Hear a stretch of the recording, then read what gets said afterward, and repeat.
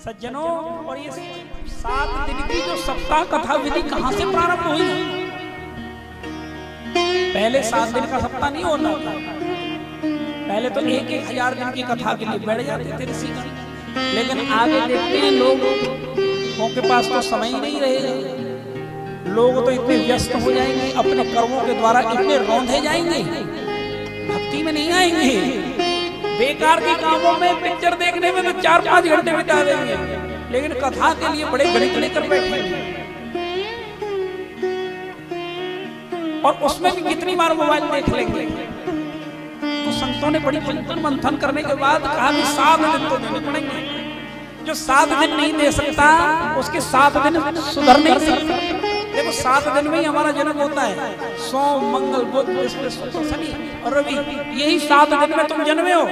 और इन्हीं 7 दिन में मृत्यु आएगी, और इन्हीं 7 दिन में पुण्य बनेंगे, और इन्हीं 7 दिन में पाप बनेंगे। इन 7 दिनों के पुण्य पाप जितने भी बने, उन सबको भस्मीभूत करने के लिए संतों ने 7 दिवसीय कथा की एक ऐसी विधा तैयार की जो सबके हृदय में प्रेम भक्ति को जगा सके। प्रेम से कहिए राधे राधे।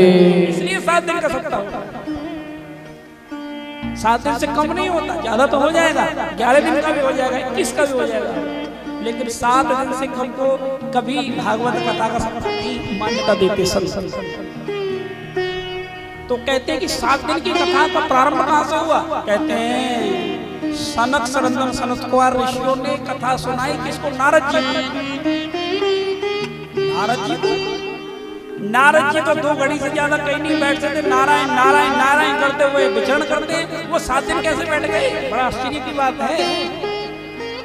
अच्छा, क्योंकि नारद जी का कोई पोस्टल एड्रेस तो है नहीं, उसके पास चिट्ठी भेजी होगी और बुला लिया हुआ भैया कथा सुन ले। तो नारद जी मिले कहाँ? उन्होंने कहा ऋषियों सुनो, एक कथानक सुनाता हूं, एक बार फिर ध्यान से सुनना। कथा बहुत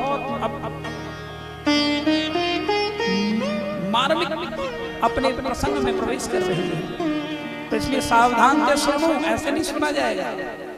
अब गहराई में कथा जा रही है, इसलिए बार बार सूत जी महाराज भी सचेत करते हैं और हम भी आपसे निवेदन करते हैं, एक इधर उधर नहीं, इधर ही रहना यदि कुछ चाहते हैं। कहते हैं कि एक बार एकदाही विशालाम चमत्वारो ऋषियो अमलाहा सत्संगार्थम समायाता ददृशु तत्र नारदम।